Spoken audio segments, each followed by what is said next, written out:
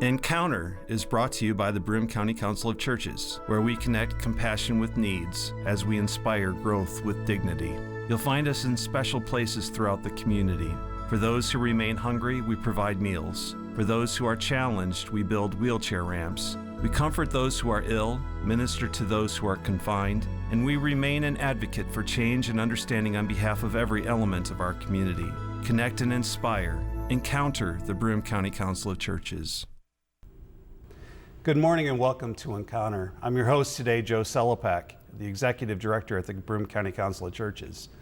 11 years ago, we had gone through a flood, and during the course of the flood, we had realized that there were some really very dangerous situations that some of our elderly, as well as some people with mobility issues were in. They were being forced to evacuate, and the paramedics and the emergency crews that came in did not have safe access to the house, and as a result they had to make some rather dangerous, in many cases, both for the person who was doing the evacuation as well as for the person who was being evacuated, some dangerous exits from these houses.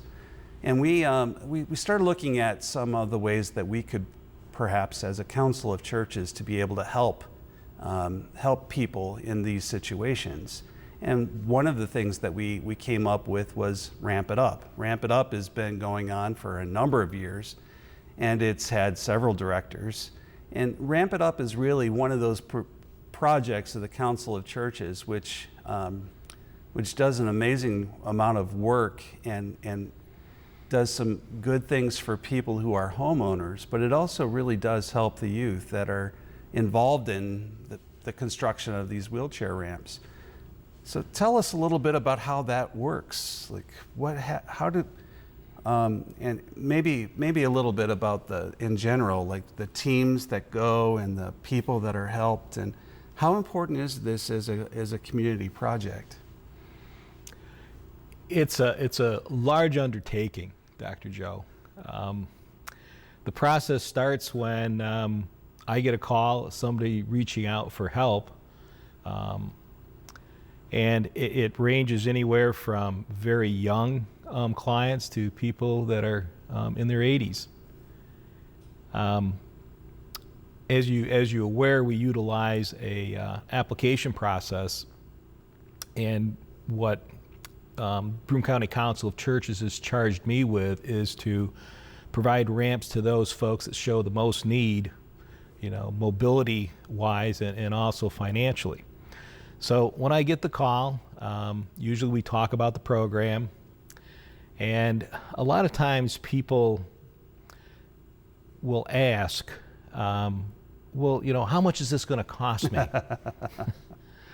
And I said, well, that depends on the application, because the information we collect from the application and the visit that takes place when I come out to your home to see what your needs are will produce a score, and we try and serve those people that score the highest. And a lot of things go into that formula, and it's surprising that the financial need isn't really a huge consideration for us. We build ramps on a sliding scale. A number of the ramps that we do, there is no cost to the client for the materials. That's provided by donations that are received through the council. And the labor is supplied by usually a group of 12, that's my ideal number, 4 adults and eight middle school to high school age youth, and we can usually complete a typical ramp in a day and a half when we have that configuration. My guest today is Bob Bundy. He's the project director for the Ramp It Up program, and we're in our 11th building season. I believe it is, yes. Yeah, 11th building season. How many years have you been with the program? I think this is my 4th year. Your 4th year, yeah. Yeah, I remember the day that I first came in to meet you. I had been volunteering out in the warehouse, and a lot of good work goes on out in the chow warehouse. But, you know, sorting cans and boxes can only be so exciting. There's not a lot of interaction with other people and things. And I was looking to come down one Monday sometime 4 years ago, and my wife told me, you better check to make sure that they're going to be open. And I said, oh, there's usually somebody down there. So I went on the website and looked around, and that's when I bumped into the outreach looking for a Ramp It Up coordinator. And I read the description to my wife, and she said, well, that sounds like something you'd be interested in doing. I said, yeah, I think I'll go down and talk to them. She said, we'll do that and then, see what it's all about. And I did that, and 4 years later, I'm still building ramps and enjoying every minute of it. And I must say that I get a great deal of support from my wife for this endeavor. It does take quite a bit of time. Typically, we build on the weekends. Yeah. So she has been a big supporter of my involvement with the Ramp It Up project. Yeah, Ramp It Up is it's a great project, and a lot of youth find it incredibly meaningful, especially the youth that come and the adult mentors. But it does take a little bit of a toll and a lot of commitment from the people who are directing it. So, yeah. Yeah, the typical project, getting everything ready so that you can actually fulfill a request and make a ramp a reality for a person. Great deal of work behind the scenes and a lot of hours. And I am so blessed to have 4 very good colleagues that work with me quite a bit. We have 2 retired engineers, Don Makers and Derek Augetter, who I meet with weekly. And if I had to do what they do to get a project ready, there just wouldn't be enough hours in a day. And typically we try to do at least 2 ramps a month.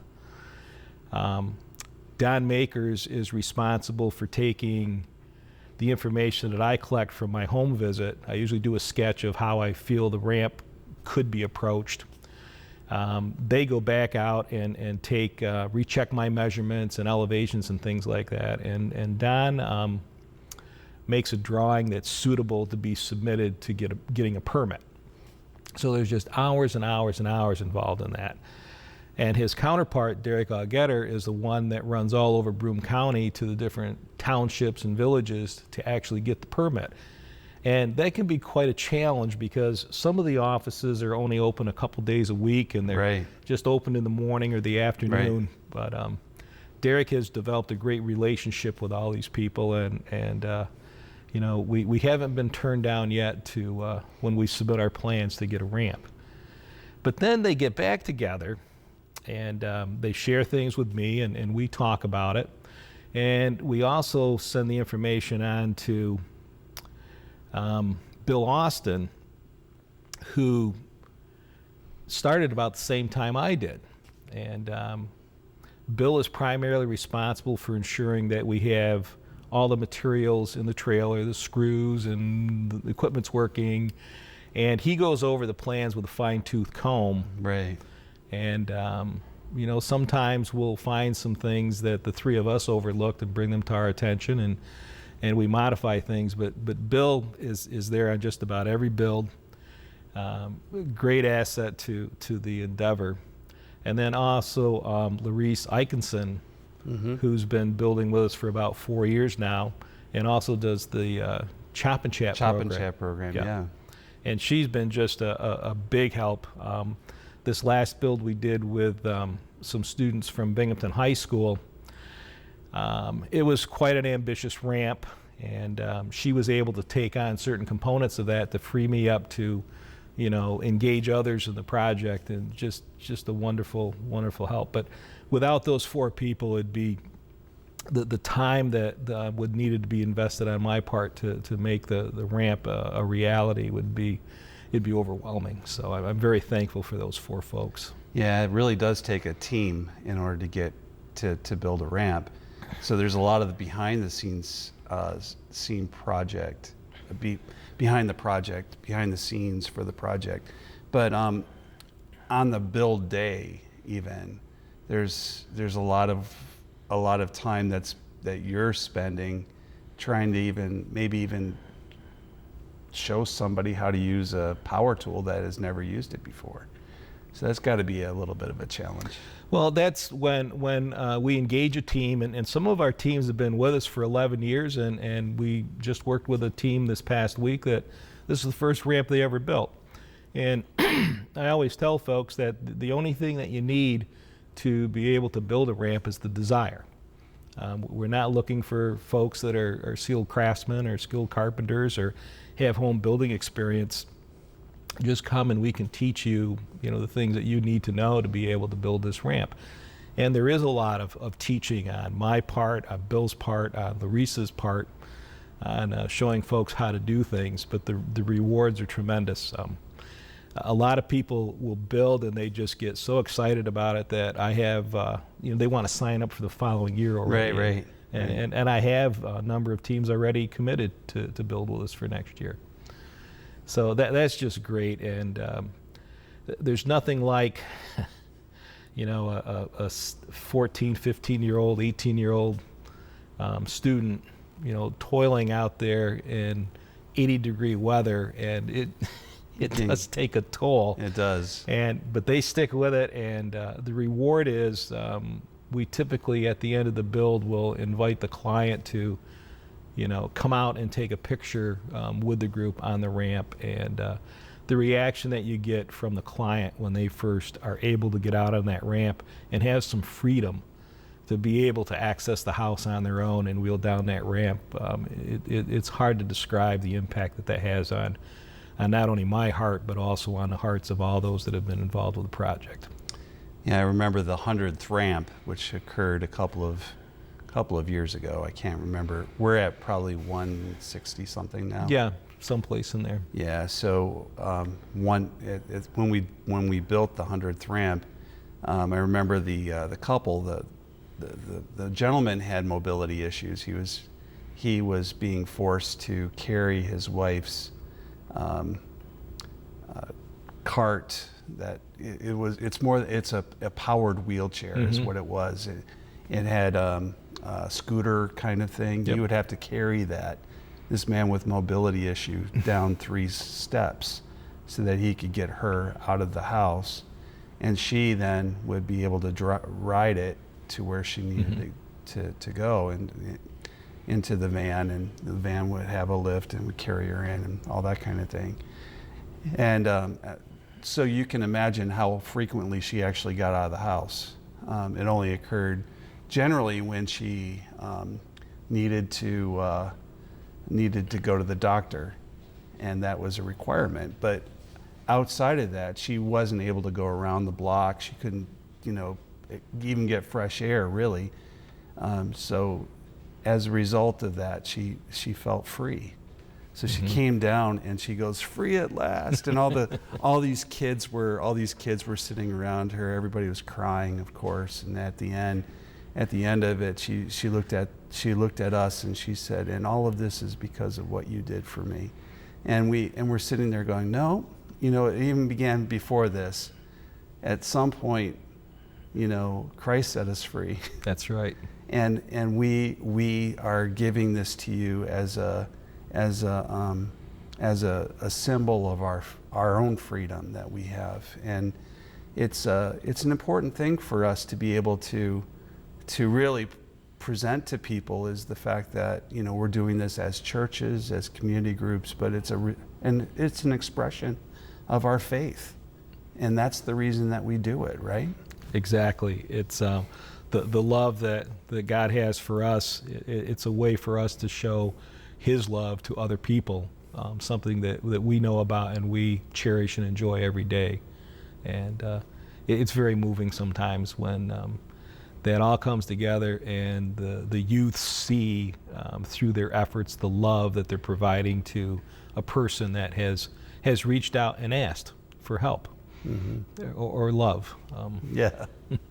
In some cases, though, And this happened to another group that I was aware of, and probably before your time even, but they did a ramp for one. They had a great experience with the first ramp they did, and it was for a young person, somebody that they could really relate to, and he did come down the ramp at the end, and there was this big emotional thing. But then the next year that they did it, they had a hard client who didn't give them the warm fuzzies that they needed, and they built the ramp, and the client didn't come out, didn't say anything. They were just inside the house.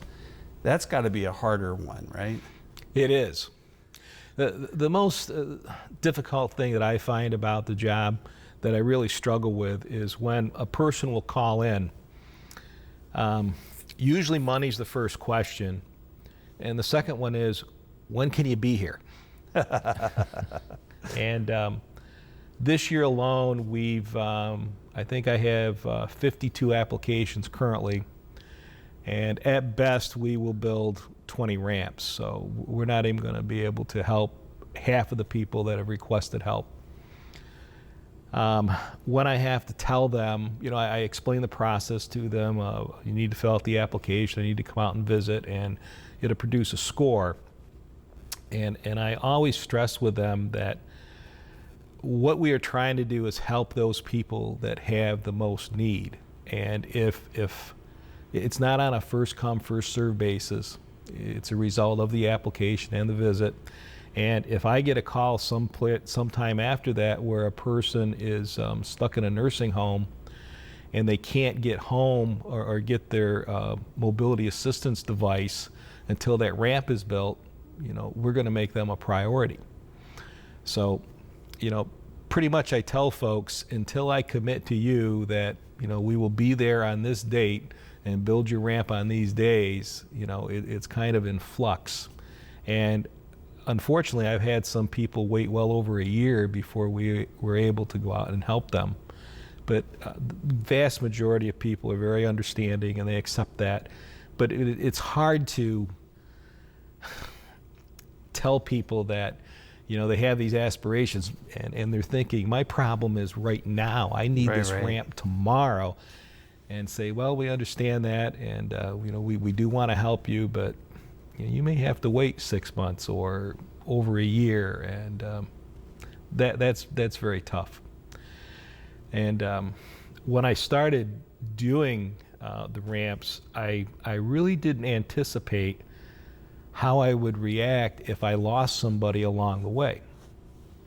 And the first time that I was informed that a client had passed away, I was really devastated by it. I felt a personal loss because we had everything set, ready to go. The team lined up. We're going to be able to go out and help this person, and I get a phone call from one of their children or the husband or the wife and say, I'm sorry, but she passed away and we'll no longer need the ramp. And that was hard, and it hasn't gotten any easier over the years that I've been associated with the program.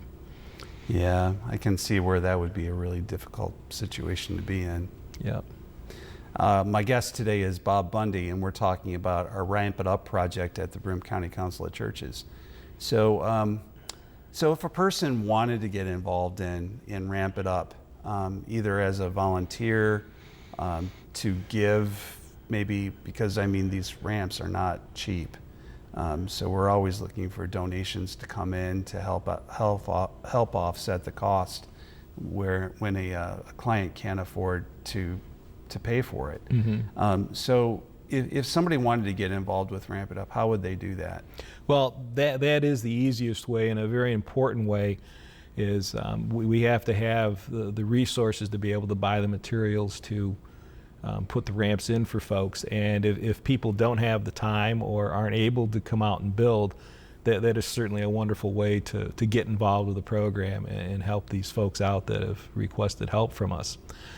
If it's a group looking to get involved with a project, we have an extensive application process, and I've tried to make it more friendly, user-friendly over the years so people aren't overwhelmed with paperwork. But typically you need one person that is going to organize it, and if they can get 4 adults and 8 middle school to high school age students, we'll get them out and building a ramp. Sometimes I'm asked, well, Bob, I've only got 2 adults and 3 kids. I said, we'll make it work. We'll always find a way to make it work. Where it gets difficult is if we get over 12 people because of the job site, the materials, the activities going on. Keeping everybody busy. That's the main thing. Yeah. Plus, it gets dangerous. When you've got that many people. So those numbers seem to work well, but we sometimes have more, sometimes have less. And sometimes they'll split the group up in half so that we've had that where they'll rotate the youth through. Right, kind of help through the day. Yeah, help a little bit that way. So, do you have any memorable stories that you and memorable cases that you remember? Well, the one freshest in my mind is the one we did this past week with the students from Binghamton High School, and it wasn't a typical build because we'll normally build Friday evenings and on the day Saturday, but this team was available during the day, so we chose to build on a Tuesday and a Wednesday, and everybody gathered Tuesday morning about 8:30, and we had done a little prep work with materials, so we had things for everybody to do once they got there, and the project was just going great. Very attentive group. We're moving things along real well, and one section of the ramp we had to put in, it was only an 8-foot section along the side of the house, and we laid out where our post had to go, and we encountered this big round thing in the ground right in the middle of round thing in the ground. Yeah, stump. And they weren't that old. I mean, they were pretty fresh.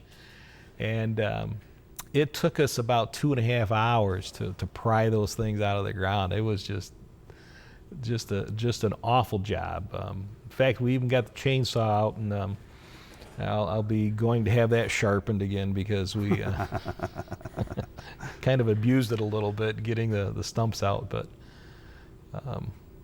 I don't know. The most memorable thing is just the relationships that you form with the kids and with the adults. And I'm working with a group from St. Mark's on Friday. All right. St. Mark's has been doing this forever. And in fact, the first time I built with them, I encountered a lot of people there that I knew from my previous position in the Shenango Fork School District. And one of the men, he's in his 30s now. I believe I registered for kindergarten. So it was just great to see those guys again. And we take this. It's an old realtor sign, and we have the Ramp It Up logo on there, and then there's a place on the bottom we can put a little announcement that announces the name of the build team, the date that we're doing it, and everything. And it's kind of a memento that they can take back and post if it's a church group or in a high school or something like that this is what they did. And somehow I missed it. Our promotions department makes those for me, and I put down I think the church as St. Mary's instead of St. Mark's.